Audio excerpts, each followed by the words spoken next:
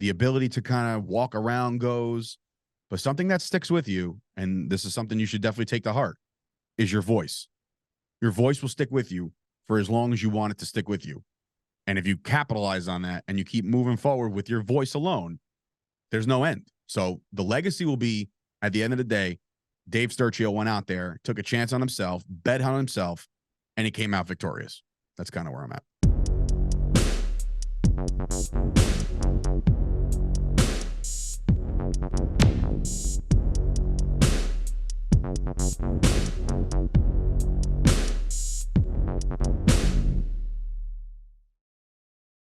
What's going on, guys? It's your boy, Tom Fresh, and stand back for another interview. This time, I'm joined by the one and only Dave Sturchio from Fight Factory Wrestling and the Fight Factory podcast. So welcome to the show.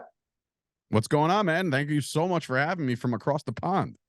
I'm really excited to chat with you, my friend. But before we get into any of your work, any of your wrestling career and things like that, where do you first discover wrestling, Dave, as an overall fan? Oh man, it's funny because a lot of people don't have like specific moments, but I do. I'm 38 years old, so I was coming up in the 90s. Early, I believe it was 1991 or two. I might have been 7 years old. It might have been 92. If you're a historian and you know the story of Shawn Michaels, I actually turned on the television the day he threw Marty Jannetty through a plate glass window on the barbershop. So like that was my first interaction with pro wrestling. And I was hooked. I was like, man, that's the coolest thing I ever saw. What the heck am I watching? I have no idea what this is. So I just kept watching from there. And then, yeah, man, the fanhood just grew. The Attitude Era came and it was off to the races, man. I found a lot of friends that like-minded people that were into pro wrestling. And yeah, that's how it all started. Were you talk about your fandom kicking off pre-Attitude Era, but then being a fan in the Attitude Era? Were you a bigger fan in the Attitude Era or before, do you reckon? Oh, in the Attitude Era. I mean, it was like no matter what time of the show it was. I know Raw was a 2-hour program back then, but no matter what segment it was, there was always a star. There was always a star. That roster was so loaded. So I came up watching The Rock and Steve Austin and then The Undertaker. And then obviously Shawn Michaels is my favorite of all time. And then all these guys that I grew up watching, but the Attitude Era was super duper peak. I wasn't a big WCW guy. I know a lot of WCW fans will probably kind of write me off after that. But I know that the WWF at the time was my go-to, man. So that's kind of how it all started. So when the WF is your go-to, are you one of those guys that's like, I'm canceling all my social engagements. I watch this on a Monday, no exceptions, because I know people that were like that. Back then, yeah. I mean, look, I was a younger kid growing up in it, so I had to like beg mom to kind of like let me to stay up and watch Raw because Raw would end at like 11 o'clock, right? Over on my time at least, 11 o'clock Eastern my time when I'm, you know, as a kid or like a preteen, that's a little late for me to be staying up. So I definitely enjoyed watching Raw. There was a point where I felt like I didn't miss an episode of Raw until I don't know, late teens. And then finally, you know, life gets in the way and you get busy and you start, you know, liking girls and, you know, there's different things that get in the way. And, you know, but I still make it a point every single Monday at some point. You know, I have kids now, so it got to get them to bed first. Then dad can sit down and watch some Monday Night Raw. So usually I have to play a little catch up, fast forward through a couple things that I don't really want to, you know, not interested in. But yeah, it's still a thing where like every Monday I would say not during football season though. I'm a massive football fan. You're American a Dallas football. Cowboys fan, right? I am a Dallas Cowboys fan. So like, yeah. So during football season, I'm kind of like a split screen, you know, just to kind of see what's going on in the game, see what's going on in Raw. But yeah, not on non-football season. I am 100% go on Raw. Has there ever been a moment during football season that you were like, I love you Cowboys, but this is very cool, and I'm going to stick with this for the rest of the night? As far as wrestling, Yes. yeah, I mean, not real. Cowboys are my number one. Like Cowboys and wrestling are literally like right here. So it's very very close.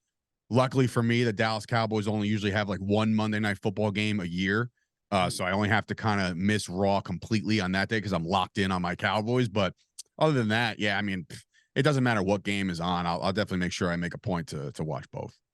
That's very, very cool, my friend. So as your fandom evolves and stuff like that, I know I'm trying to not speed through, but I'm trying to do as much as we can because of your limited time frame. But Yeah. like, how does that evolve into I want to train to be a wrestler then? So I was coming up in, like I said, the attitude era into the ruthless aggression era, right? And I've always had the dream to do it. And I grew up with my best friend John. Um, he was a huge see, his parents would let him stay up a little later than mine. So he was actually a big ECW fan because ECW would turn on in the middle of the night almost. Like you would almost not even know where to find it, what time it was on, right? So he raised me up. Like he was a little younger than me. So he was big into the ECW fandom and also getting into WWE. So we grew up doing the trampoline backyard wrestling stuff, pretending we were world champions, right? So eventually we're like, look, one day we're going to be tag team champions. I don't know for what company, WCW, WWE at the time. But unfortunately, there's some tragedy before the triumph. I lost my best friend in 2007, and he, like I said, I kind of went to his folks and his family, and I said, look, me and John had these aspirations to do it. I'm going to continue to try to get to this level. I don't know when, but I'm going to continue living this dream. So I took the next 5 years to try to get myself into somewhat shape, just trying to lift weights and do some cardio and get myself in shape for that. And then 2012, I was at an independent show in New Jersey at the Rawway Rec Center. And apparently the promoter at the time, Pat Buck, who now works for AEW, he Mm. said he was going to be starting up a school. And I was like, well, this is it. Like, this is my calling. This is my chance. Let's get right into it. And I did. And then, the rest is kind of history. You talk about losing your best friend there. What would he think of your wrestling career?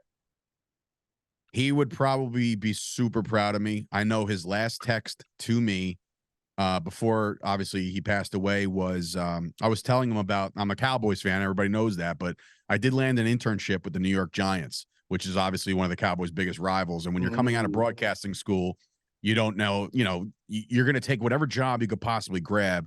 And so when I was offered that position, I was able to text him and tell him like, hey man, I start this internship. I can't believe it. I'm going to be working in the NFL. And his last text to me was, "You're going to make it, dude." And I never heard from him again. And so that was the one thing I feel like I should get that somewhere tatted on my body. I don't have any tattoos, but like, something that instills in Or me. in a frame, maybe. Yeah, something to that effect. But yeah, he was the inspiration behind all this, and he still is to this day. I still, have a cheers drink for him on his birthdays. I remember him on the day he passed. You know what I mean? So it's one of Mm. those things. Well, he'll never leave my memory, and I know for a fact that I've been in some tricky situations in my life, and I've gotten through them, and I've always kind of wondered, like, how did I get through that? And if he's watching, then that's probably why. That's very, very cool, my friend. So you talk about going to broadcasting school and things like that and wanting to do broadcasting. What was your bigger dream? Was it to be on the radio? Was it to do what you're doing now in terms of like live broadcasting? Or was your big dream to be a wrestler? I think the original dream was I played sports as a kid, so I've always wanted to play sports and be active. But I was very young when I realized like I love to talk. You know what I mean? I love to Mm. talk.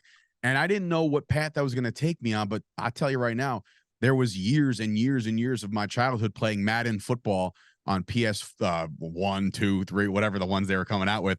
I would play You used to PlayStation and imitate the commentators, if I remember correctly. yeah, I would actually turn down the volume and I would call the game as if I was the play-by-play guy, So I swear to you, there's times where like I haven't played in a video game in a long time because I've just been super busy, but recent years, I'm talking like within the last like 3, I've definitely caught myself doing it. As a 35, 36, 37-year-old man, I'm talking to myself in my man cave. It's like it's embarrassing at one point, but at the same time, it doubles down on how much I actually love, sports and wrestling and everything like that. So the big dream was to call games play by play, be the voice of the Cowboys.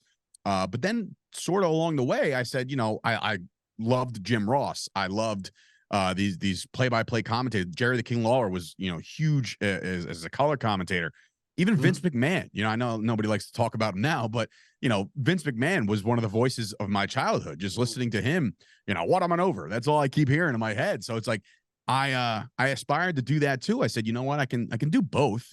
So eventually, it did segue into becoming a professional wrestler, but also that gave me the foot in the door that I needed to kind of give me a little bit of kick in the butt just to, get to what I want out of this whole thing. How did it feel to wrestle Jim Duggan?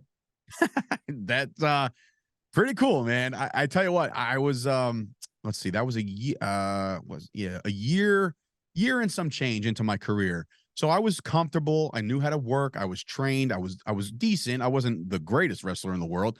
But what I will say is I was always cheered, right? I was always Mm. cheered. I was always a baby face no matter what.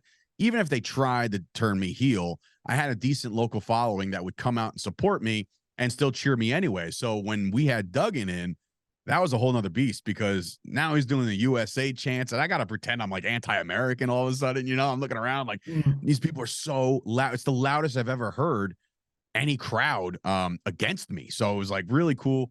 He's the pros pro. He's a Hall of Famer for a reason. He helped me. He guided me. He made me look like $1 million. The whole match was probably like, I don't know, 5 minutes long. Wasn't long, but it's a memory that I'll always have. And the guys that I associate with now, still in the business, always make mention like that was my claim to fame. That was my biggest match of all time, and I guess it kind of was, but it was awesome. It was just a really cool experience. Before we get into your work with podcasting and the wrestling promotion, how and why did your wrestling career come to an end? So in 2006, no, I'm 2014, literally 3 weeks after or 2 weeks after the hacksaw match, I was in practice and I tore my ACL in practice with my meniscus, and my whole knee just kind of blew up. And I was like, oh Oh, man, you had the it's Seth very, Rollins, for lack of a better word. yeah, basically I had, it was severe. Took me out for 10 months, 11 months. And my aspirations were to still get back and get back in the ring and train again and, all that. And I did. I had a comeback spot in a Rumble. I had a one-on-one match after that. I had a couple decent matches after I came back from ACL. Then the broadcasting thing kind of took off because the company that I was working for was saying like, we're going to be looking for like a voice of the company. And I'm just like, all right, well, that's a good idea to keep in the back of my mind. And then in 2016, on my birthday, September 10th, 2016, I had a match with a gentleman named Christopher Avery Kuling. And I took a clothesline to the back of the head, and it knocked me out cold. And I went right down. And next thing you know, I open my eyes and I look at the referee and I'm like, okay, is he gonna hit me with the clothesline? He's like, yeah, he kind of already did. And I was like, oh my God. Right. So I'm like, I'm looking around, I see my friends and supporters in the front and second row, and I'm like, I don't even know where I am right now. You know what I mean? So Hmm. I played sports my whole life. My head's been knocked around a lot. I could tell you what happened in 1993, but sometimes I can't tell you what I had for lunch yesterday. So like at that point, I kind of figured, you know what? Let me just take a step aside and kind of quietly retire. I never really announced like, oh, I'm done forever, but I knew that if I wanted to remember my kids' names and get a little healthier, Hmm. that I would need to step away for a little bit. Do I have aspirations to get back in there? Sure. Now that I'm like technically cleared to kind of go back and do what I want to do, I can do it whenever I want. I mean, you said it before. I got my own promotion now. I can do one of those. I can be one of those promoters and just put myself on the card. But I Win the don't think I want to. title. Yeah, I don't know about all that, but Hmm. yeah. I just at that point in September of 2016, I said, let me go full bore into the media part of this, into the commentator role, into the ring announcing role, and it's actually been almost more fun than an in-ring career because less wear and tear on your body. But just overall, just you get to tell stories and have a good time, and that's kind of where I'm at now. As someone that we both know in a professional capacity, Chris Van Vliet, CVV says Yes. he doesn't get up in the morning and his body doesn't hurt, if you know what I mean. Like he doesn't Yeah. get up and I know he said that, and I know you've said that in interviews where you're like, I don't get up and I don't walk like an old man. I do. I do still. I mean, I mean, just because I'm 38 now, going to be 39 in September. I'm getting older. But yeah, I mean, I think my body thanks me for not taking body slams anymore because I don't care what people say, and if anybody drops that dreaded F bomb, and I'm not talking about the real F bomb, I'm talking about Yeah, I fake. know, I know. If anybody says fake, I get really bent because I'm just like, man, if you only knew. If it was fake, I would have not lost my ACL. If it was fake, I would have not getting rocked in concussions, bruised ribs, all this stuff. It's as real as it gets. And like I said, I think I'm flourishing now, or at least I'm trying to flourish now in a new role. You talk about flourishing in a new role. What was a moment that you were like, yeah, I feel comfortable in this new role. I think I'm good in this new role. Right away. right away. I had the training and I knew I had the confidence in myself that when I have a microphone or a headset on or a microphone in my face, nobody could touch me. I always believe that. I still believe that to this day. Um, and I've said it a couple times, but professional wrestling and professional sports broadcasting is an absolute who you know business. Mm. If you don't have the right connections or you don't kiss the right ass, you might As we not were talking find about off yourself. camera. Yeah, yeah. I mean, it's just if you don't kiss the right butt, you may not get your opportunity. And I do have people in positions of power right now that could potentially get me a shot. And sometimes I'm just like, I'll wait my turn. We'll see if it ever happens. But then sometimes I'm like, why isn't this happening yet? I know I'm better than what's out there. And this is not a slight at anybody currently doing it on the air. I just know that I can put my own spin and deliver a quality product with confidence. And so I knew right away that as soon as I put the mic to my face or I had put the headset on, I said, I'm going to crush this. And I've been trying to crush it ever since. And you do it very well, my friend. I'm not gonna lie. Appreciate that. Thank you. Thank you. So you talked about crushing it and things like that. So how did the idea to say I'm gonna start my own promotion come about? And also, how did you join Premiere for that promotion? So I got linked up with Josh Chernoff. He was working for Fight TV at the time. He was kind of inserted into my commentating or my color commentator role, and we gelled right away. And then eventually, Josh, like myself, I started my own business. I'm broadcasting to you from my own studio, right? So I Mm. have the capabilities of putting together a quality product and to do it just as good, if not better than most. So Josh thought the same thing. He's like, he didn't like how Fight TV was running. So him and his brother ponied up and they said, you know what, we're going to start this premier streaming network. And they did that. And now in just a couple of weeks from this recording in, I don't even know what day it is, March 20th, that the app, the brand new Premier Wrestling app is going to launch. And it is something I cannot wait. And I'm now an invested owner in that company. So I'm excited about that. But I knew that I have too much creativity in my soul and in my brain to kind of sit back and just call the matches as I see fit. Like clearly I've worked for one company pretty religiously and pretty dedicated to WrestlePro in New Jersey, right? Mm. Very, very, very good promotion, if not the best to me. Maybe I'm biased because I've worked there for so long, but I think that nobody can touch a WrestlePro show. However, I always kind of thought, if I see a match and I'm just like, man, I think I could do that different. And, I've always had these creative juices. So we started this, obviously the Fight Factory podcast out of this studio about 2 years ago. And now we're coming into a different kind of realm. And it's me, Chris Payne, Tommy D. We have a fantastic time each and every Thursday. We record. It's a lot of fun. But we've always had these dreams. And I think Chris Payne, too, was like, you know what? Let's do this. So, at first we were thinking like one show. Let's see what we can do with one show.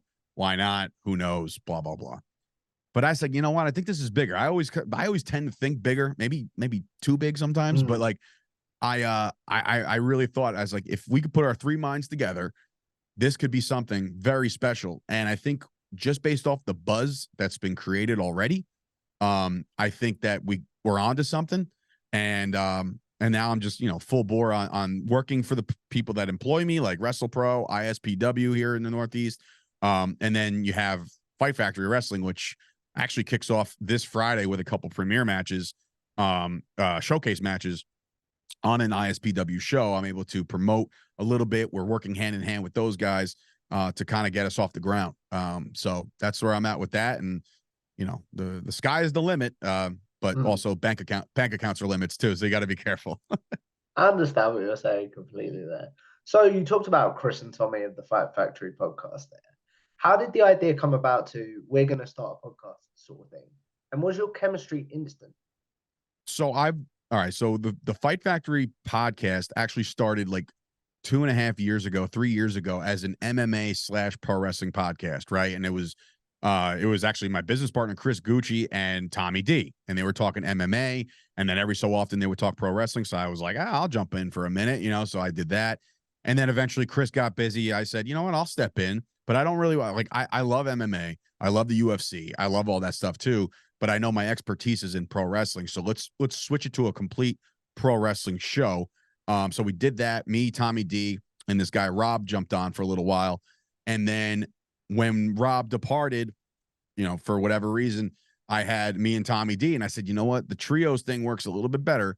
And I've known Chris Payne since 2012. He came up with me in our first promotion. He's a former professional wrestler as well. He's actually a current New York police officer.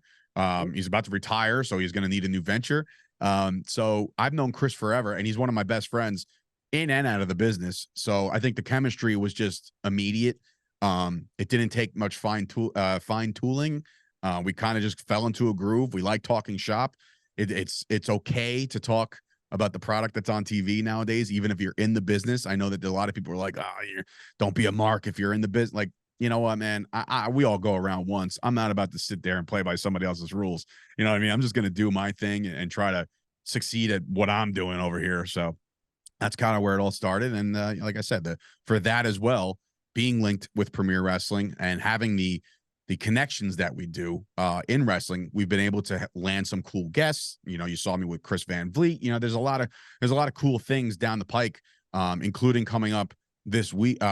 Was it, I guess, in like 15, 16 days is WrestleCon in As Philadelphia. we record this, I'm going to be totally honest, just because I don't know when this will air. Yeah, that's fine. But as we record this in March, we're also scheduled to be down at WrestleCon in Philadelphia. So I think it's going to be a very, very big networking event. And, we're excited about it. What you talk about it being a big networking event and things like that with WrestleCon. What are some of your goals for either the Fight Factory as a promotion or the Fight Factory as a podcast? I think the immediate goal right now is to just kind of make a splash. No pun intended, being that our first event's in July and it's on the beach. So I look at the Fight Factory as an alternative. I don't want to step on toes. I don't want to say, oh, we're the best. Don't go anywhere else but us. Like, I think I've always been a firm believer in everybody can eat. Everybody can share a little success. Every single podcast, every single network, every single media outlet, they all can eat, right? And I just want to be a little different. I want to be successful. I want to make some money. Obviously, if you're not in this to make money, you're silly. And obviously for the podcast, that sky's the limit as well. Like I said, me, Chris, and Tommy all have connections within the pro wrestling business. So the guests can get bigger. But yeah, we're just kind of chipping away right now. In baseball terms, we're playing small ball, just trying to like chip away a little bit. Not to get too big too fast. And let's just kind of enjoy the ride. You talk about enjoying the ride there. I'm very curious to know, where's your current wrestling fandom as we record this? As someone that was a professional wrestler, do you find it hard to watch shows now and things like that? Because No, maybe you think about struggling to do it? no. I have a lot of friends down at AEW, so I get to root on people that I know, and those are the cool things. I don't necessarily bicker like a lot of these other media personalities or people that are just like, oh, this stinks over here or this stinks. I go in very, very similar to CVV, who told me he goes into it with an objective eye and just kind of watches and enjoys and embraces what he likes, and then kind of could ignore what he doesn't like. He doesn't have to shit on the product. He doesn't have to say anything, negative about anybody. He doesn't have to do any of that stuff. And I think that, that's a very good, healthy way to watch pro wrestling. Like when The Rock came back originally, to basically tell everybody, I'm going for the head of the table, I had goosebumps. I was like, dude, this is great, right? I didn't know that the backlash was going to be an entire movement of like, we want Cody. And I had no Cody idea, but Cody Crybabies, right? I'm all in on The Rock, right? And then all of a sudden I'm like, I've met Cody Rhodes. I've introduced Cody Rhodes. Like I've met him and he's a good guy. And it's not like I'm against him. I just think seeing The Rock at WrestleMania 40 is more appealing to me as an older fan, I guess, if that makes sense. 100%, my friend.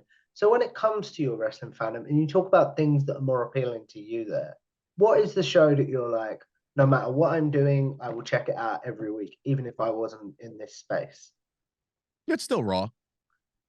Yeah, it's still Raw. Raw, SmackDown. SmackDown's hard. It's Friday night. Like sometimes, you got to struggle to grab the remote. You know what I mean? So it's like there's always an argument there. But I would say, yeah, Monday Night Raw, I'm still locked in. Wednesday nights, I will tune into Dynamite. Like I said, I have a lot of friends down there, and I wish them nothing but success, and I want them to be the biggest stars they could possibly be. And it's not a front, you know what I mean? I'm not just kissing butt, but I'm saying I really hope everybody succeeds. So that's kind of where I'm at right now. I'll do the weekday thing, and of course, you know, when the pay-per-views or the whatever they're calling the premium live events happen, you know, then I'll watch. You talk about something you brought up at this conversation, and something that I really agree with is in podcasting, everyone can eat and things like that. It's a big enough space. So if someone wants to get into this space and wants to improve as a podcaster, what would some of your advice be? To not be afraid to fail. I saw a good quote yesterday, and I think it was Paul Heyman, who's going to be going to the Hall of Fame. You know, if you're afraid to fail, you've already fall, like you failed. That's it. You know, but if you're okay with, you know, kind of throwing a bunch of crap at the wall and see what sticks, you know, then keep going. I don't think that there's no recipe for success when it comes to podcasting. I myself don't have the most lucrative podcast in the world. I just know that I have fun when I do it. I feel fulfilled when I do it. I have a good time when I do it. And if it puts some money in my pocket, great. You know what I mean? But like I'm not Chris Van Vliet. I'm not Pat McAfee. I'm not any of these bigger names. But it doesn't mean I can't be down the road and aspire to be, which I've said publicly. That's not Mm, like a, you know, some breaking news. I aspire to be those guys. Those guys look like they're having a ball. But it is the grind, and it is a come up, and it's not for everybody. You got to be able to talk to somebody. You got to be able to just get along with people. Even if you have to fake it to make it in that regard. I don't say fake it to make it and just pretend you know things. I'm talking about like, even if somebody is, you know, not the nicest person, but you have a chance to grab them on your podcast, do it. You know what I mean? Take the risk, send a DM, do the, you know, send the message, add them on Twitter, X, whatever the hell you want to call it. Just do those things and just be okay with being rejected, you know? Because I struggled with that for a long time. I was coming up and getting no to like a million things that I wanted to really do. And eventually I was like, you know what, the hell with it. I'm just going to create my own yes. You know what I mean? And just kind of do my yeah, own thing and see if it works. And if it doesn't work, it doesn't work. I'll try again and I'll try again and I'll try again. Eventually one of these things are going to work. So, you know, that's kind of where I'm at right now. Just continue to try, be okay with, you know, not having a highly downloaded podcast one week and having one blow up the next. You know what I mean? Like it doesn't matter to me. I'm still having fun and I'm still living a fulfilled life. this is a very self-indulgent question and I shouldn't ask it, but I'm going to. We've Go spoke for probably about half an hour now. So where can you see any improvements that I can improve as a podcaster and things like that? ahead. Just off the top, I'm a big aesthetics guy. How does your scene look behind you? I'm a Oh very yeah. like it, you know. So I mean, I'm saying like, look, your room is you know, whatever you're doing, wherever you are, is fine. You obviously have a microphone and headset, and you're professional. You've not stepped over any boundaries. You know what I mean? Like you are doing just as well as anybody else, if not better than most. And I think that just want to doll everything up. You want to make sure the overlays are cool. You want to make sure just look, people like flashy colors. People like just these things that they could be like, oh, that seems neat. Let me go check. People like, believe it or not, the highest rated videos on YouTube are because of their thumbnail. You know, not even because Mm, of what it says in the damn thing. It's because of how cool their thumbnail is, which is mind numbing to me because somebody can make a great thumbnail and have a really crappy podcast. And all of a sudden you're like, why am I even watching this? You know, but yeah. for you, I would just keep going. Do what you just did with me. You know, you basically simply said, hey, man, you got a minute? You know, you got a couple minutes. I would love to put you on the show. Keep doing that. Network your ass off, man. Just keep doing what you're doing. Accept no for answers. If somebody says no, be like, you know what? Thank you so much anyway. You know, maybe I'll catch you down the road. You know what I mean? Like it's not the end all be all. You know, life's not gonna stop because somebody doesn't want to be on your podcast. Just keep doing your thing. And like I said, I think you're doing a fantastic job, man. I really appreciate that. Of So, course.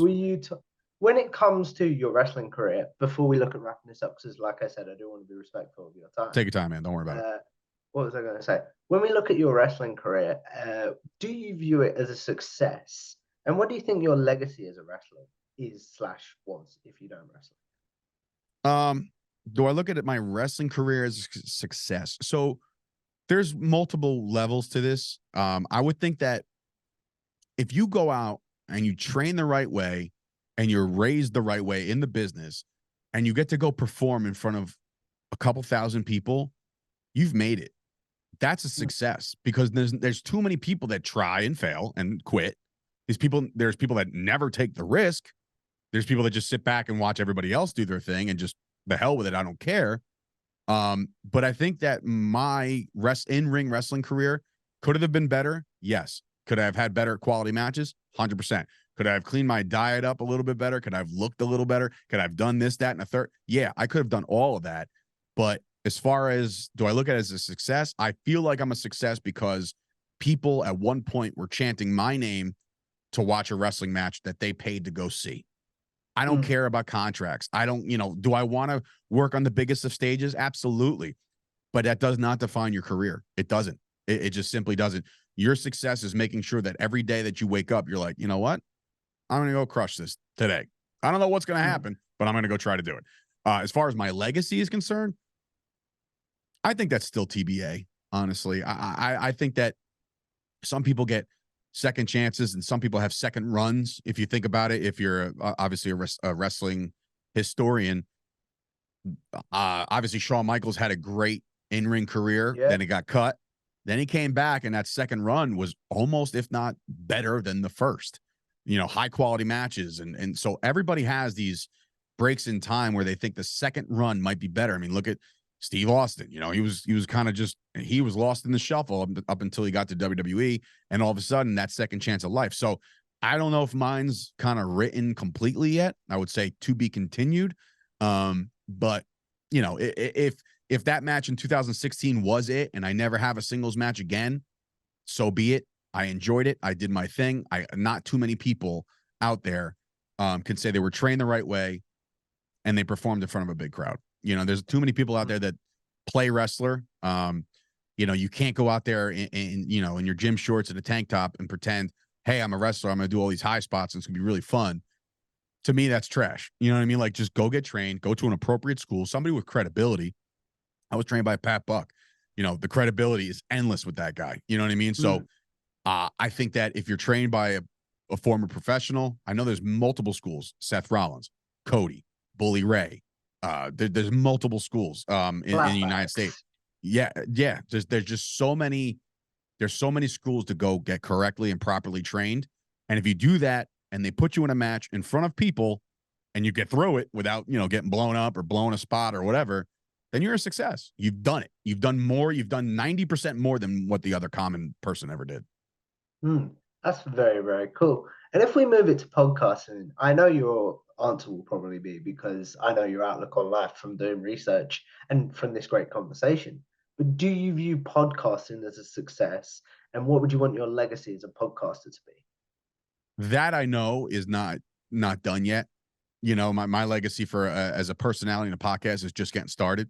I think that with me having Fight Factory, the wrestling company, and the podcast, and me being the face of Premiere, or one of the faces of Premiere, and me doing my thing with WrestlePro, I don't think I've even scratched the surface of my capabilities as a performer in the media world. So that question, that answers your question right there. I don't think it's even nearly done. The beautiful thing about it, and I say this a lot. My grandmother, who passed away in 2012, the one thing, the brain goes, the ability to kind of walk around goes, but something that sticks with you, and this is something you should definitely take to heart, is your voice. Your voice will stick with you for as long as you want it to stick with you. And if you capitalize on that and you keep moving forward with your voice alone, there's no end. So the legacy will be, at the end of the day, Dave Sturchio went out there, took a chance on himself, bet on himself, and he came out victorious. That's kind of where I'm at. That's so cool, my friend. And I really want to thank you for being so open during this conversation, Dave. But as we look at wrapping this up, we are going to do a segment which is a staple on this channel, which is called Generic Questions. Those of you that have seen my interviews know as well where I will ask Dave his favorite wrestling match, his favorite pay-per-view card, such as Double or Nothing 2019, his favorite wrestler's entrance team, favorite tag team, and favorite wrestler. Basically, the questions I assume Dave might be asked on social media. So now he'll have a place to be like, guys, I have answered this. Please go watch this. So what's your favorite match of all time? Favorite match of all time is Shawn Michaels versus Undertaker, WrestleMania, the first one. They have How had does two. So so whatever one that is, WrestleMania 26, 7. I don't know. I forget off the five, top of my I head. think. 25. All right, fine. So the first one, second one was great, but it was a tearjerker for me because Shawn lost, and that was the end of his career. But the first one is my favorite match ever. What you spoke about why a little bit, but why does that speak to you as a fan? Just because Shawn was counted out, after his, he had so many demons and his back issues and everything like that. He was counted out, and people were just like, man, what could have been? He came back and righted all the wrongs and basically reconciled with everybody that he had any kind of heat or bad blood with. And he went out there and he just stole the show each and every time. And I aspire to be him because, I was at, believe it or not, I went to Atlanta, Georgia for WrestleMania when he was inducted into the Hall of Fame because I had to be there. I Mm. had to be there. And I just I wept like a little girl. You know what I mean? Like I was just crying because I was just like, man, this guy has such a positive impact on me. And then to see him do his thing against the Undertaker in that WrestleMania and just keep continuously throwing his body on the line over and over and over again, it just stands out and speaks to the volume and the character that he became. Not even I can't say was because again, early in his career, not a lot of people like Shawn Michaels. He was a little bit too cocky for a lot of people. But towards the back end of his career and those final matches, those final WrestleManias, they speak volumes. That's very, very cool, my friend. What about your favorite overall pay-per-view card? There's so many. I would say, I guess my favorite pay-per-view would have to be. Again, this might not sit well with a lot of people, but I'm a big fan of WrestleMania 20. Mm. Shawn Michaels was in a triple threat match with Triple H and Chris Benoit. And before, obviously, all the craziness that happened with Benoit and his history, that was one of the greatest matches I've ever seen. That triple threat where Benoit won the belt. I think WrestleMania 20, to me, overall, was very, very good. I mean, I'm sure I'm missing a lot, but that's one of my favorites that stick out to me. WrestleMania 10 is another one. Michaels and Razor Ramon ladder match. Brett versus Owen, Yoke over. You know what I mean? Like it was just there's so many pay-per-views, but if I had to narrow it down, I would say WrestleMania 20 was one of my favorites. That's very, very cool. What about your favorite wrestler's entrance theme?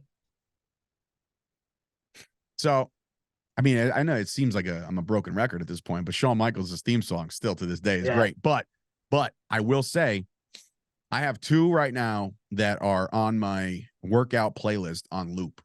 So I'm not one of those guys that just like, I'll put on Spotify or I'll put on a big old shuffle, right?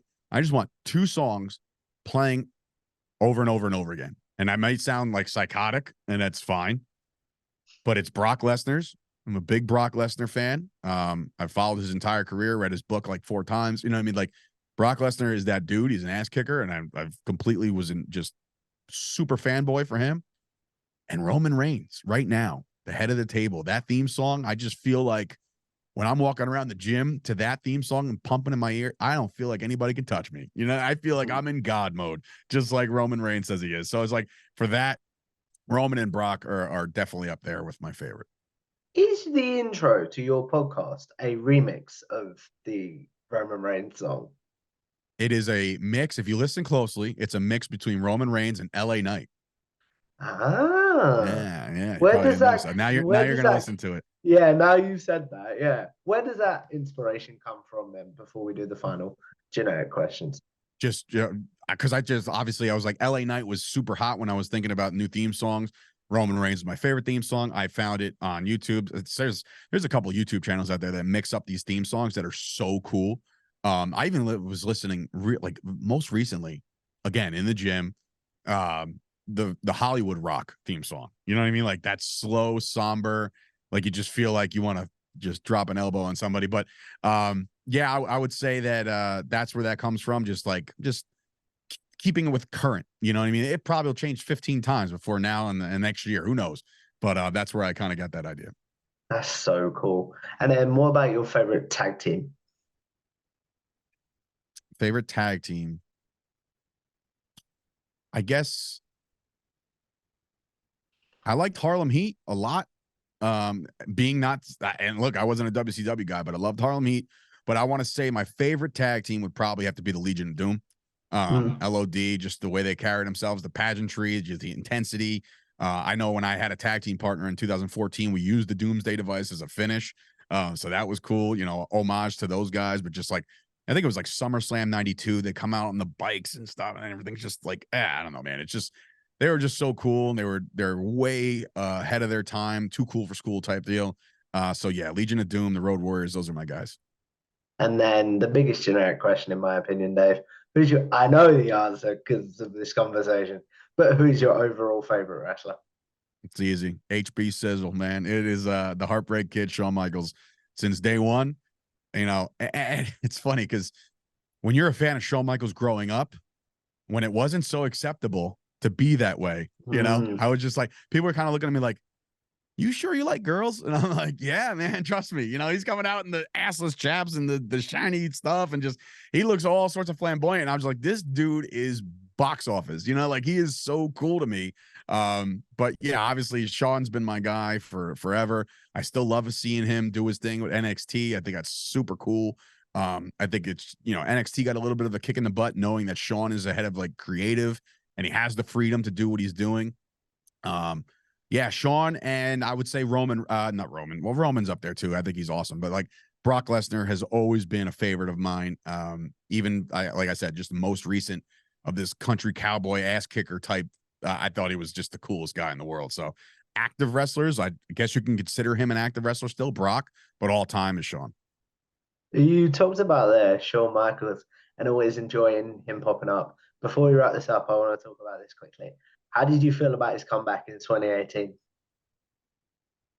2018, that was against Triple H.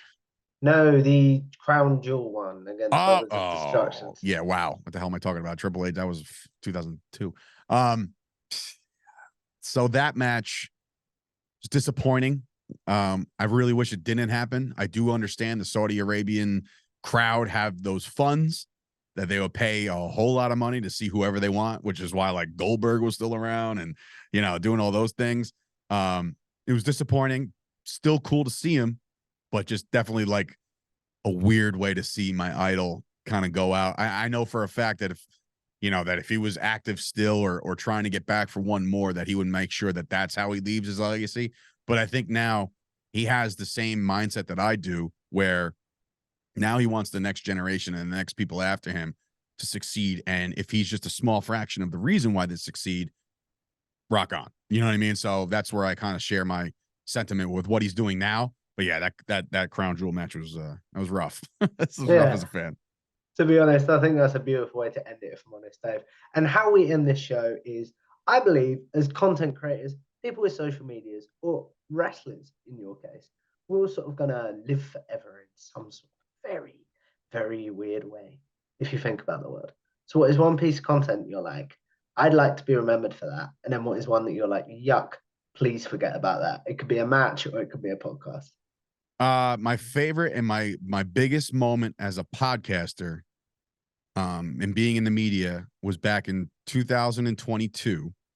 I own Chop Sports Media, and Mm. that's the kind of the media that comes out of the studio. And there was a point where I got a text message from a notable source saying that they were aware that they knew that the Washington Redskins at the time were changing to the Commanders. And I thought, wait a minute. So does anybody else know this? And they're like, no. And I'm like, can I run with this? Like, is there enough credible sources where I'll kind of get put on the map? So it was 2/2/22. Pat McAfee called my company out by name on his show. And that was for me, that's my biggest moment.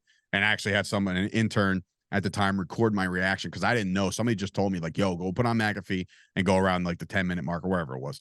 And I watched it, and I just remember saying, like, this is going to do wonders for my business and my credibility. And it did. It really did. It really helped me out in a tremendous, tremendous way. And the biggest regret was probably 2015. I was very bitter about a spot that I was having. It was right after like my first singles match back from ACL. So I thought for sure that, like, all right, it was called PWS at the time. And I said, all right, I'm that, my big moment's coming. What's next? What's next? And there was nothing really in the cards for me. So I got very bitter. and I talked a lot of bad things about the people that really helped me because I was very upset in a different mindset. So if You I could lashed like delete, out, for lack of a better word. yeah, I lashed out a little bit, and I shouldn't have. Like those are things you learn. I was only 3 years into the business at the time, so like now being that I'm shit, what am I, 12 years into the business now?